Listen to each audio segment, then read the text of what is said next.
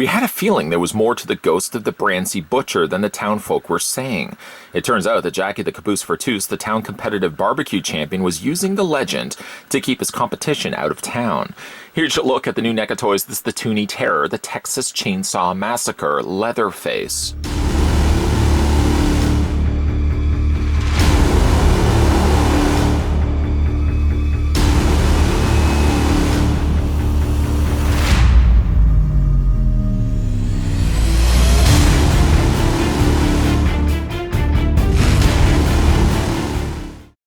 Bring the fun of Saturday morning cartoons to your horror collection with these adorable little creeps.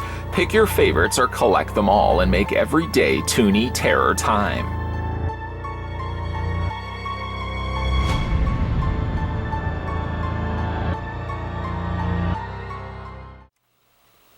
Would it be safe to assume that you slick cats out there ready for another Toony Terror review? I know I am. According to the tape measure, though, a very short-statured Leatherface stands very small at 5.4 inches in height, and that in centimeters works out to be 13.7, just a little taller than 13.5 centimeters tall. Using some scale comparisons, let's bring in, there we go, get that all fixed up. Bring in Michael Myers.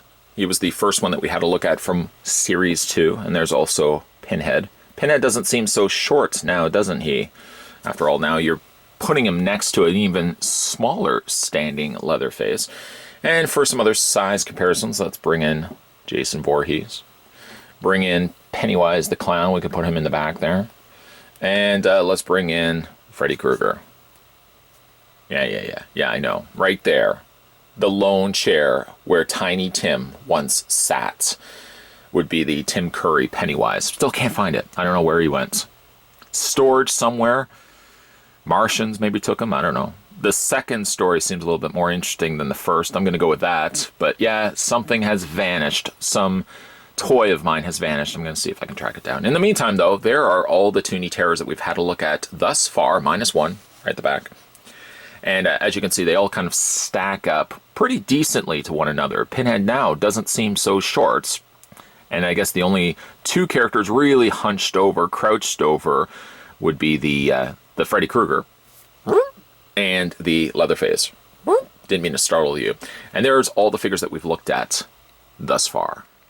Get some ganders, if you will, at the one accessory that he comes included with.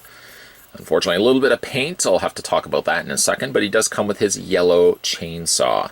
Chainsaw looks good.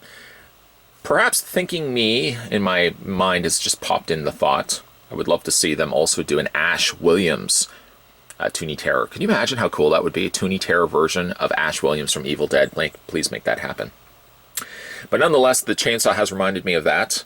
The chainsaw is decent enough in the sense that it only has one coloring, the yellow. It has no additional shading or highlights, lowlights to it. Some black, and of course, you've got the blade in the rather familiar colors. Once again, I'm going to bring in Jason Voorhees so you can see side by side.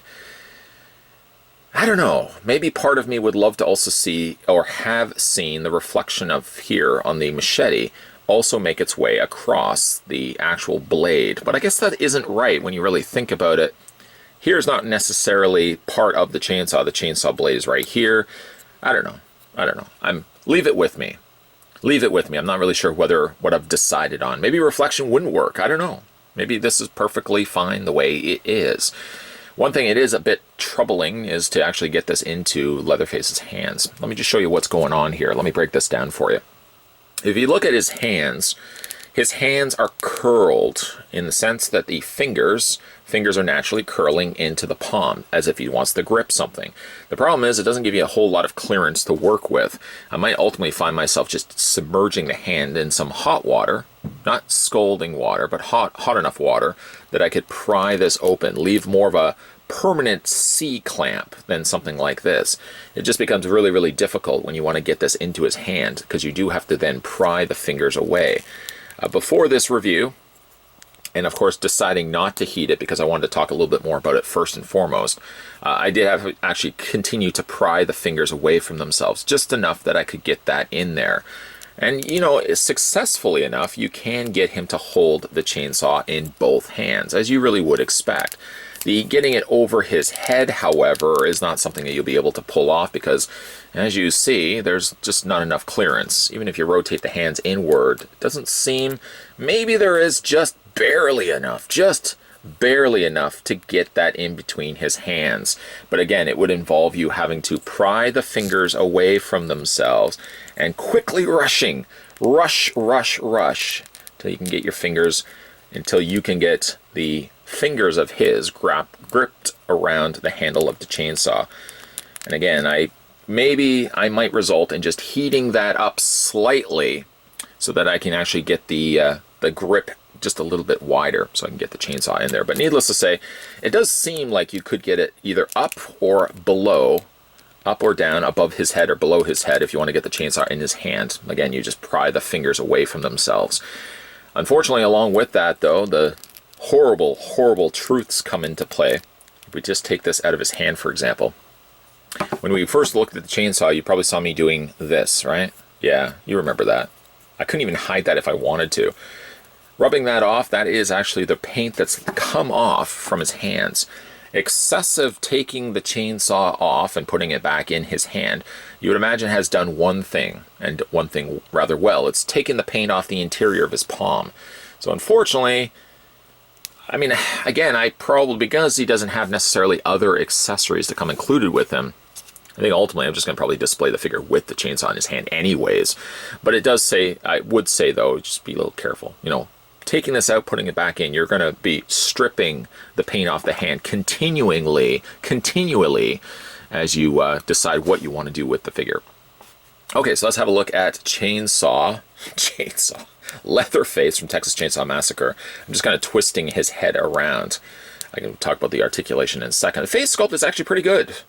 For this being, saying at nausea, I've already said it in nausea now 2 reviews in, saying that this would be something that you could see maybe in the world of Scooby-Doo.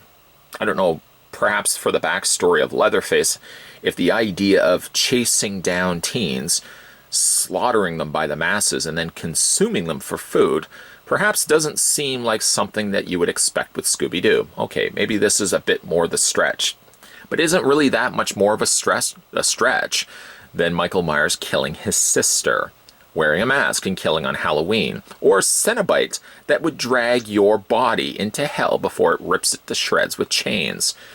Again, we have to suspend some disbelief, but the face certainly does look like something that you could expect to see in the world of Scooby-Doo, most definitely. It does have just the right amount of a cartoon-looking face. It does look, of course, like he's still wearing a mask, perhaps not maybe a mask of skin, perhaps maybe a mask of cloth. Skin, probably a no-go by Hanna-Barbera. The stitches there are done quite nicely. I like the fact that there's that little opening on the top section right there, and you can also see the recessed areas and his eyes sitting further back. Dig in also the fact that they gave him yellow eyes as opposed to white eyes. Just kind of gives him a little bit more of a cartoon look. He's got his out-of-control teeth, maybe? Summer teeth, as some would say. The summer teeth being some are there, some are not. I'm here all night. And of course he's got the little tongue sticking out. It's like he's sticking his tongue out at you while he's slicing and dicing through your skin.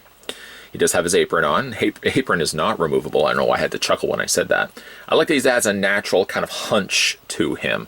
Broader in the shoulders and broader in the torso than perhaps the likes of Jason Voorhees. It's kind of would have worked also for Jason Voorhees having... I know Jason had it. Let's just bring him in so you can see. But I really like the exaggerated proportions of Leatherface versus Jason Voorhees. I think that really would have worked well also for a Part 3 Jason. I don't know if that's ever going to happen. Legal things tying up and courts never deciding, creators still fighting with one another. We'll never even see the NES version of that Jason Voorhees. Let that sink in. It has sunk in a couple of times to me, and it makes me sad even to this day. Anyways, we're talking about Leatherface. Let's continue with that.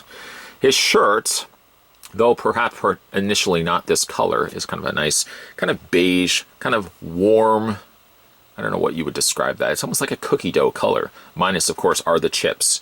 He does have the purple tie cut off by immediately having the apron. And I like that there's natural kind of just tattered kind of edges, like little rips and stuff like that at the bottom of his apron, like that. His legs are in a permanent bend position, kind of in the same way as Freddy Krueger. You can see his dark colored pants and very large, I think these were cowboy boots, but very large black boots. He's got peg holes on the undersides of his feet. This is not necessarily a case where you would necessarily, I'm using necessarily a lot, a display stand. The figure stands perfectly fine. Perhaps if you would want to put the chainsaw over his head, that's now something I'm entertaining the idea of going with. I still think he doesn't necessarily need a stand. He seems to stand perfectly fine. Let's talk about this guy's articulation. Before we do that, I just want to bring your attention to the bracelet of bones. Small little bones that perhaps a little feline would be indulging in. Something I think of which now you don't really want to give your cats bones, but back in the day that seemed to be the thing. Give your cats bones. I don't know. Does that make sense? It did back then. Who knows? For his articulation though, his head rotates all the way around. It is on technically a ball joint, so in that sense you can also hinge the head up and down. Not really by much though. The shoulders rotate all the way around as well. He does have articulation in the forearms, nothing in the hands, and I guess they don't really necessarily have to have articulated hands on this guy. He has no waist articulation because basically everything is a molded sculpt, basically from like the head all the way down. And he doesn't even have articulation in the feet. Does he necessarily need articulation in the feet? I would say no. I mean, really, what are you going to do with articulated feet? I mean, he's already pre-posed, pre-bent. You don't really necessarily need to have articulated feet. That's shenanigan talk. But overall, a decent-looking figure. The hardest part, if anything, is not necessarily dealing with the fact that he's in a crouched position. I kind of like that he's a breakup from simply just having a standing figure like we've gotten with many of the Toony Terrors. The hardest part, if anything, is just, whoop, didn't mean to surprise you there. If anything, is just the idea of putting the chainsaw in his hand, whether you want to have it down here or you want to have it up here. Either way, it's a little bit more trickier to get it into his hand because his fingers are so close to his palm. I would suggest you could either get frustrated if you wanted to and call up your friends and say, I can't get this into Leatherface's hands, and they're like, who is this? Or I would suggest just heat the hands, pry them away a little bit, perhaps put the chainsaw in his hand and let it cool. That might also aid future endeavors, trying to put the chainsaw back into his hand, that you're not going to struggle as much as I did when I got this guy initially out of his packaging. Excluding the Pennywise the Clowns, all the other Toony Terrors have one thing in common. Somebody has yelled from the back of the crowd, they're all cool. I'm gonna allow that one, and I'm gonna give you a gold star. I like the way you think. That's not actually what I was thinking, though. What I was thinking, though, is all the Toony Terrors have one thing in common, excluding, of course, the Pennywise the Clowns. They're all from horror films that have subsequent sequel releases. In other words, the inevitable question that I would pose to NECA Toys is, I wonder if they would consider the idea of giving us additional characters in that same universe. Let me explain what I mean. For Leatherface, for example, as certainly we're looking at him in final looks, this is Leatherface, how he appears in the original Texas Chainsaw Massacre, or how clever horror fans would just simply say TCM, and you should know what they're talking about. But he has other looks. Of course, he wears the suit with the makeup face at the end of the movie, and he has kind of a continued look of that in Texas Chainsaw Massacre too. While I wouldn't expect a Leatherface from every single film, I'd love to see them at least approach the idea of maybe giving us another Leatherface, perhaps even giving him the look that he has at the end of the film with the suit and the makeup mask. This can also carry over to the other figures that we had a look at as well. Freddy Krueger may not necessarily be somebody that warrants necessarily another release, although the idea of giving him syringe fingers would be quite cool. Jason Voorhees certainly screams, no pun intended, getting additional Toony Terrors, as the same could be certainly said for Michael Myers. The idea, though, of course, is in the hands of NECA Toys, and time will only tell as to whether we actually get subsequent Toony Terrors of the same characters that we had already gotten before. Leatherface is a decent enough looking character. I didn't know if I really liked the idea that he was going to be hunched and crouched over, because it certainly does distort his size versus some of the others. It's hard to kind of gauge what their scales are when you have figures in different poses. But now looking at the figure and getting kind of a firmer grasp, literally and figuratively, of what the character is, I kind of like the idea that he breaks up the mold a little bit by being hunched over and a little bit more in a dynamic pose, kind of the same way as Freddy Krueger. He's a decent enough looking figure, and the fact that he does look like his original TCM look is obviously the best way that it could have gone for the first Leatherface, and hopefully not the last in Toony Terrors. The chainsaw is, of course, a nice inclusion. It's a bit of a tricky fickled piece to kind of get into his hands. I would suggest maybe prying the fingers a couple of times before you make that first attempt to get the chainsaw into his hands. Or, like I suggested, heat the hands in hot water. Doesn't have to be hot boiling water. You certainly don't want to burn your skin in the process. But warm water would usually be enough. Pry the fingers away, put the chainsaw in his hand, and let the hands cool. It should give you enough of a permanent grip in his hand that if you ever decide you want to take the chainsaw out, you may not run the risk, like I had, of having the paint coming off of his hands. As you can see here in final looks, I did manage to get the chainsaw over his head, which may eventually be the way I'm going to ultimately display this figure. So overall, well done, NECA Toys. I'm not actually clapping loudly for fear that you guys would obviously hear that in the camera, and anyone who's wearing earphones, I certainly don't want clapping all of a sudden be distorting and being loud in your ears. So silent clap. I'm doing it right now. Good job, NECA Toys. Silent clap. If you've managed to pick up this figure for yourself, let me know down below in the comment section what you guys think of the Toony Terrors Texas Chainsaw Massacre TCM. Clever horror fan out here of the TCM Leatherface. Always like reading your comments down below. Make sure you hit that subscribe button down below. Swing next door to the dark woods. That sound of chainsaw, don't even pay attention to it. I'm sure it's really nothing. Make sure you hit the bell notification and stay tuned. Even though we have technically finished up this round of Toony Terrors, all thanks to the folks over at NECA Toys, stay tuned, because guaranteeing you this, there will be a lot of new NECA reviews coming soon to this channel. A lot of cool surprises, and I'm not even going to tell you what they are. You're just going to have to stay tuned and find out. I'm like that. As always, guys, thanks for watching, and I'll see you guys next time.